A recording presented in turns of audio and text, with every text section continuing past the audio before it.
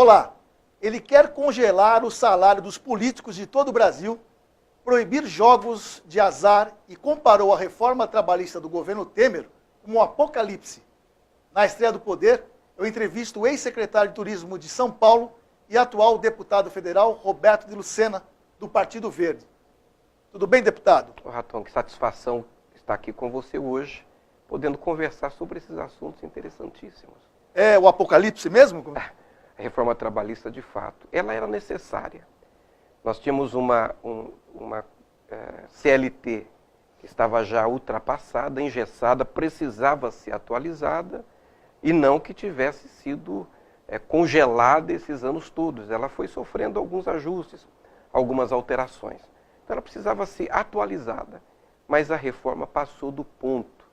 E aí, quando ela passa do ponto, ela atropela direitos sociais, atropela direitos trabalhistas, e foi por isso que eu disse ao relator, o deputado Rogério Marinho, na ocasião da votação dessa proposta, que esta proposta que foi analisada e que foi aprovada contra o meu voto, eu fui um voto contrário, era de fato apocalíptica, porque ela trazia, no momento em que nós vivemos ainda o rescaldo de uma crise que lançou 14 milhões de brasileiros na rua do desemprego, nas valas do desemprego, ela era uma tragédia, ela era covarde. Foi por isso que eu confrontei o relator Roberto Marinho. O senhor também confrontou na Rogério Marinho. Da Previdência também, né? O senhor acha que também a reforma da Previdência, que ainda está sendo discutida, né?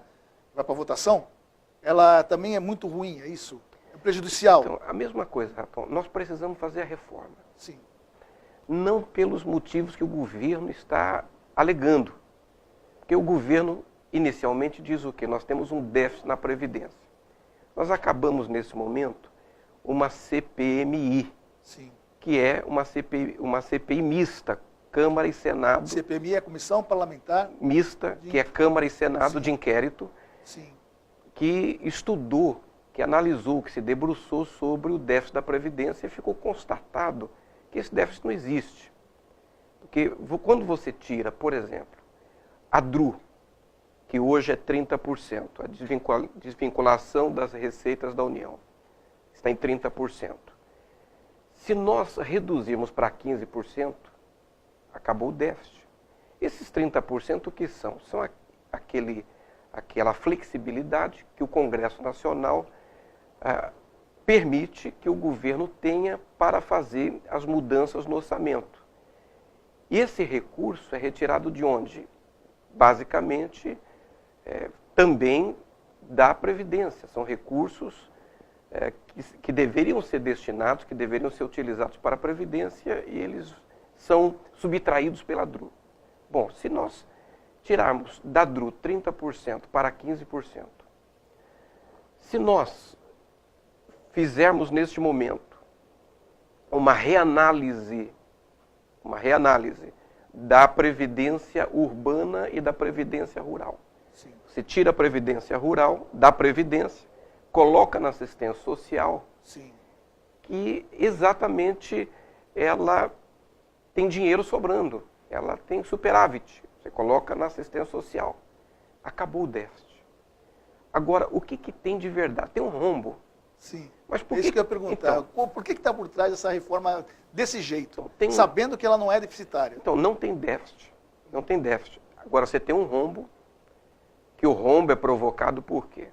Você tem uma agenda de desonerações irresponsável e inconsequente que foi construída ao longo dos últimos 12, 13 anos. Essa agenda de desonerações tem que ser revista. Sim. Os setores que foram beneficiados foram os primeiros a demitir quando a crise chegou. Aliás, foram beneficiados sem contrapartida social. Então você tem uma agenda de desonerações que tem que ser revista. Quando você olha para esse rombo da Previdência, você vê muito recurso nosso da Previdência, que foi utilizado inclusive fora do país pelos últimos governos, aplicando recursos em países alinhados com o governo anterior, a falta de gestão, os problemas que envolveram a Previdência e órgãos do governo, que criaram, na verdade, esse rombo. Esse rombo não tem nada a ver com o trabalhador, não tem nada a ver com o servidor público, ele é falta de gestão, ele é corrupção, esse rombo é a desoneração irresponsável e inconsequente que nós fizemos. Então, o que nós temos que fazer? Temos que fazer reforma? Temos. Não é pelo déficit. Temos que fazer por quê? Pelo futuro. Porque o Brasil está envelhecendo. Nós tivemos uma conquista importante, que foi o aumento da expectativa de vida. Sim, sim. Agora, esse aumento de expectativa de vida, ele traz a necessidade de nós fazermos um esforço urgente, nós estamos atrasados, para que ele seja acompanhado de boa qualidade de vida. Exato, porque no final da vida da pessoa, ela acaba sendo penalizada. Exatamente. Quando ela mais contribuiu a vida inteira, E quando ela mais não precisa. não tem. Agora, você tem um país que envelhece. Hoje, no Brasil, nós temos quase 30 milhões, são 29 milhões de brasileiros com 60 anos ou mais.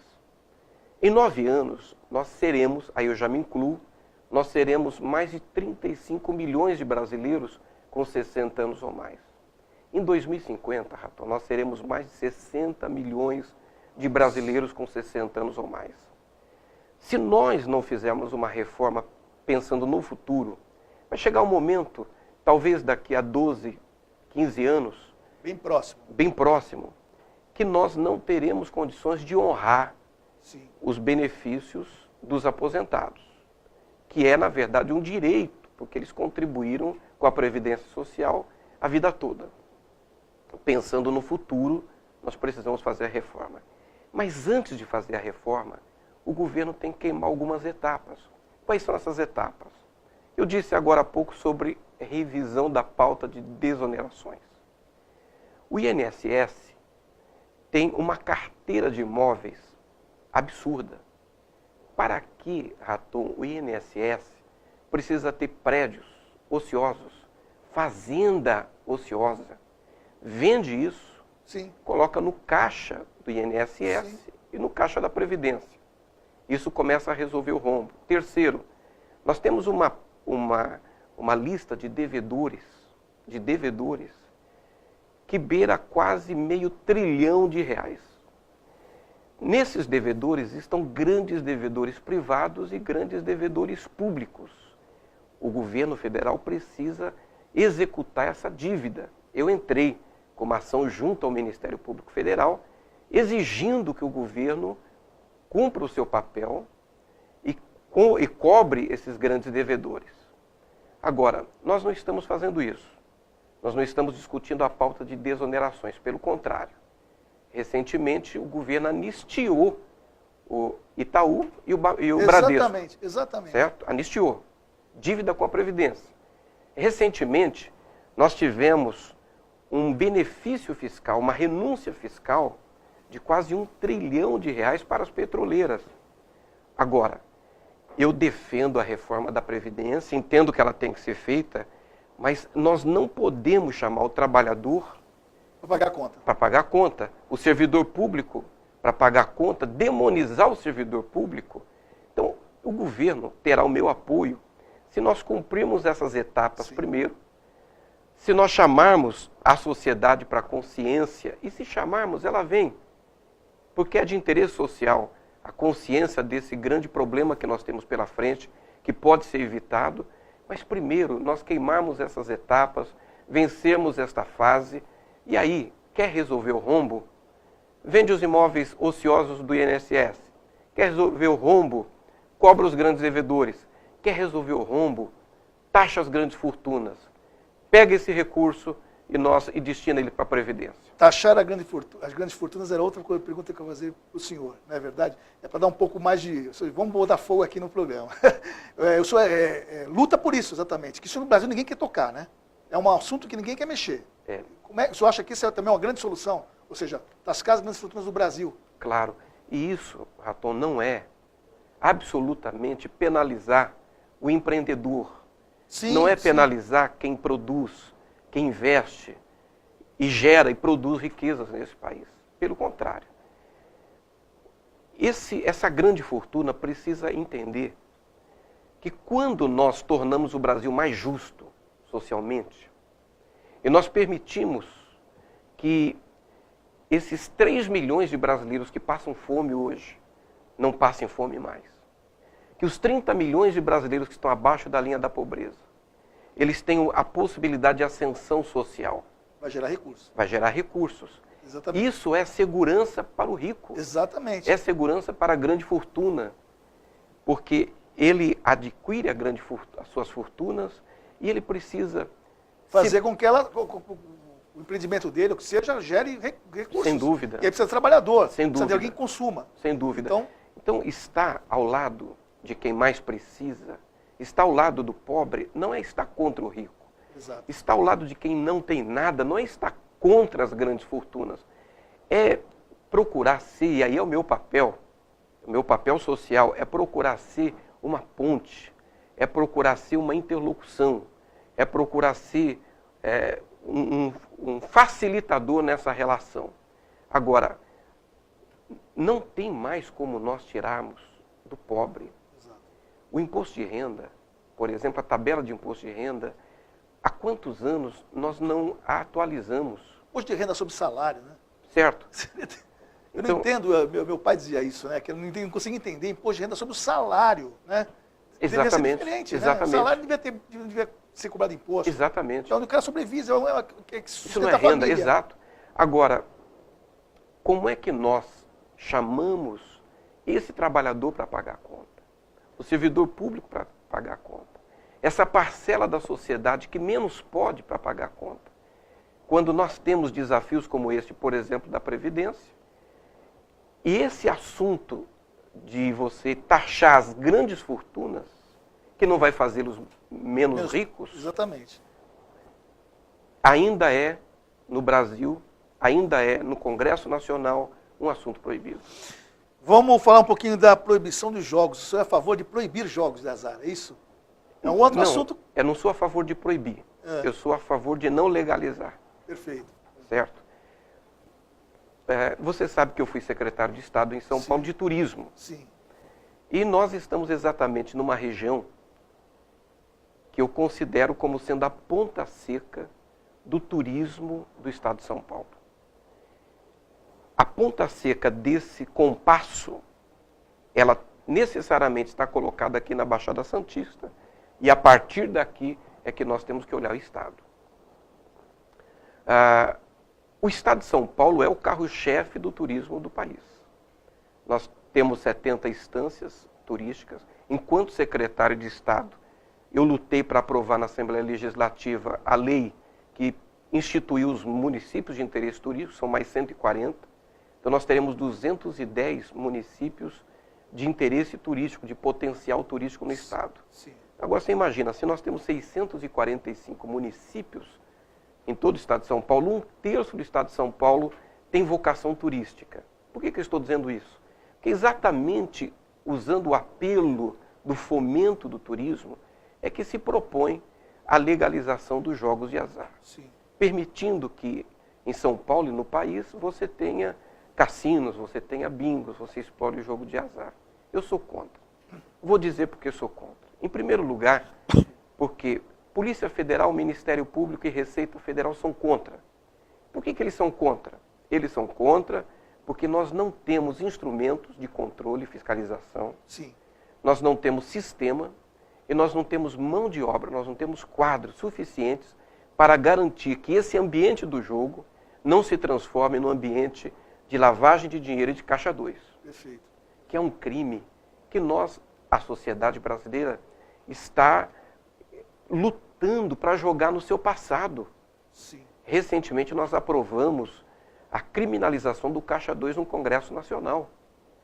Então, como nós agora vamos desenvolver um ambiente que seja vulnerável a essa prática? O senhor falou que tem muitas as instâncias que o senhor falou aqui. No Norte e no Nordeste, eles são profissionais no turismo. Sem lá, dúvida. E lá cresce o turismo Eles vivem disso. Uhum. E eles podiam trazer um pouco dessa...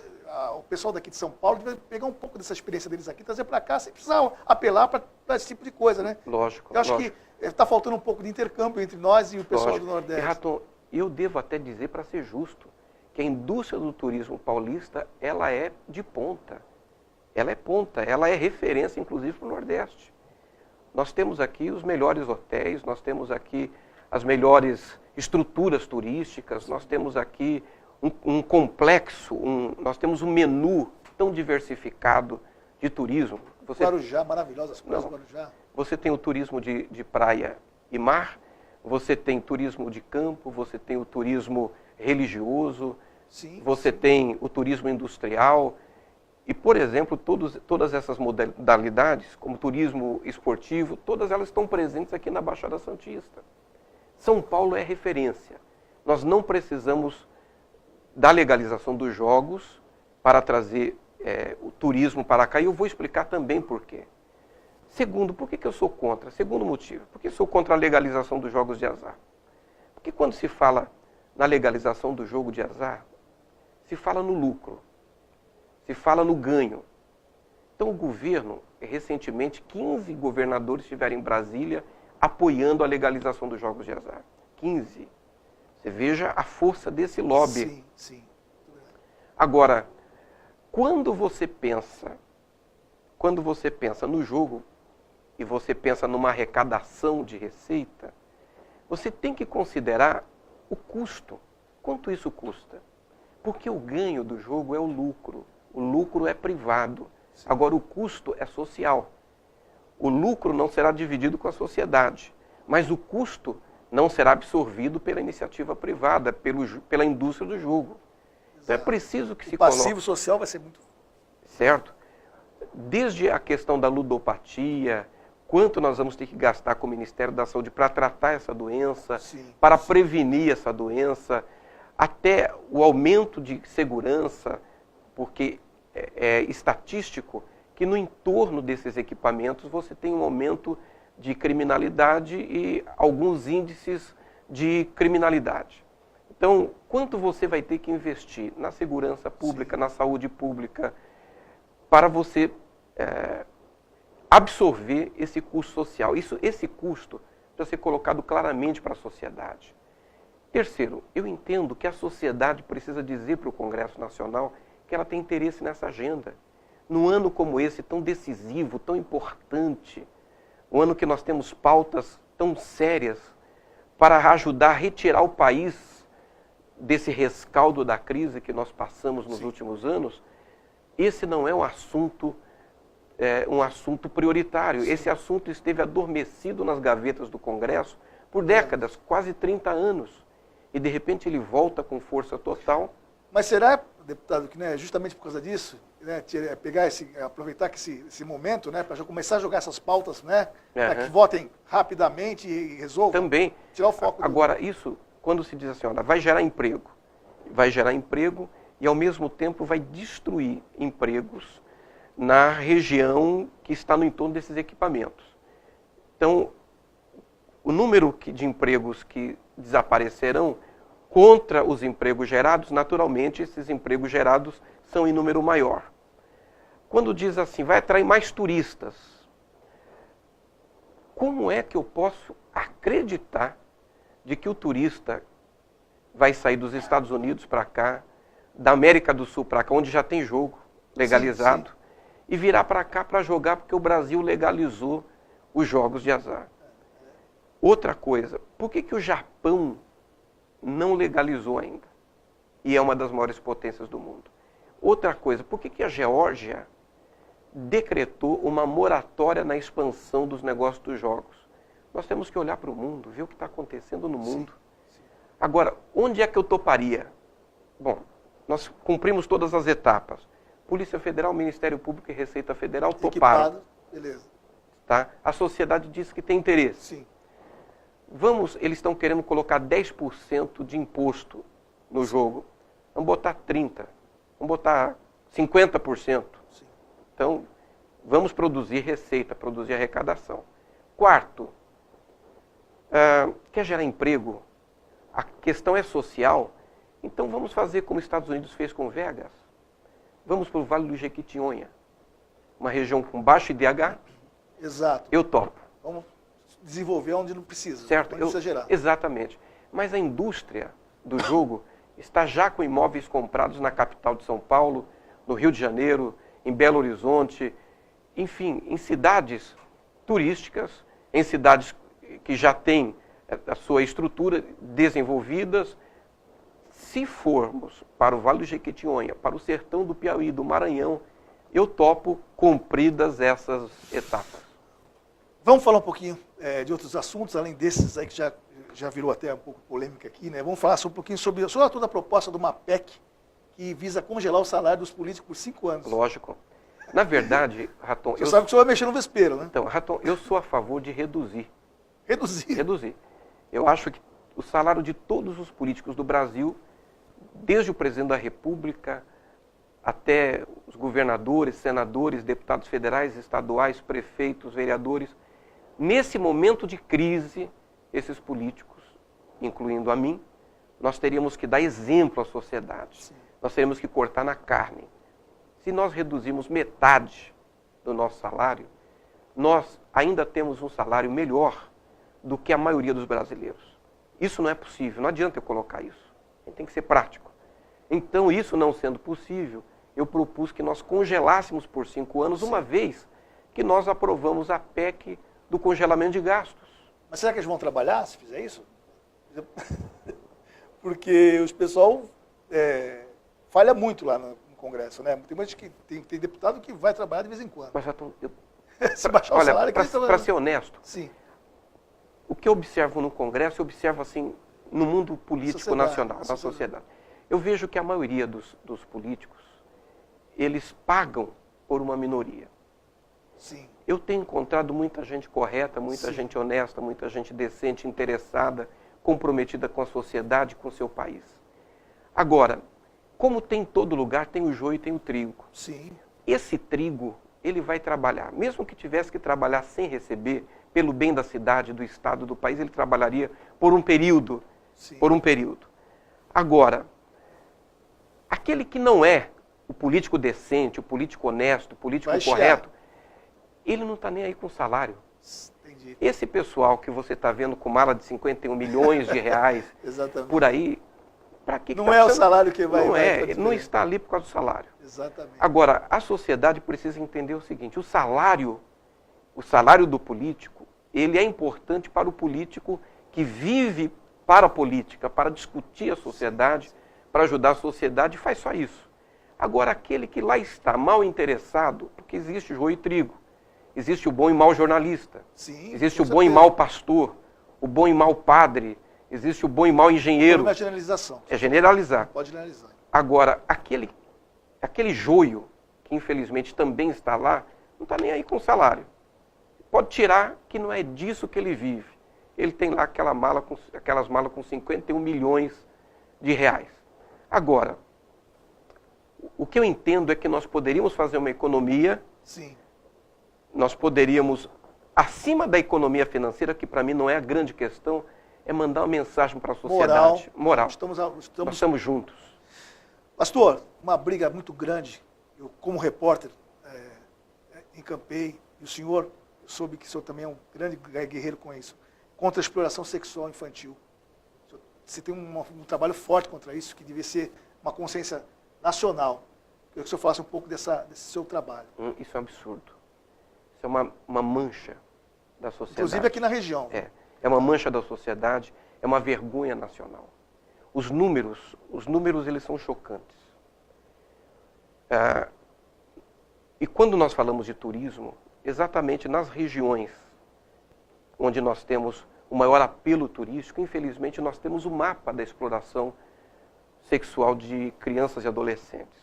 Como, por exemplo, no Nordeste. Tem lugares que você chega, você é abordado por crianças e adolescentes que sabem que vão procurar um turista e elas sabem que há turistas que do mundo inteiro vêm fazendo esse tipo de turismo, o turismo sexual. Sim. Nós temos aqui uma região portuária. Então nós não podemos nós não podemos fazer de conta hipócritas. Não podemos fazer de conta que tem que tocar uma ferida, tem que meter o dedo lá. Temos que colocar a mão na ferida. Nós temos que ter consciência. Não dá para passar de carro em frente. Exatamente. E virar o rosto e fazer de Esse conta problema não é meu. que esse problema não é nosso. Nós temos que nos mobilizar, nós temos que proteger essa criança e adolescente e oferecer a essa pessoa a oportunidade de ter um futuro digno, ter um futuro decente. Olhar para a família também dela, né?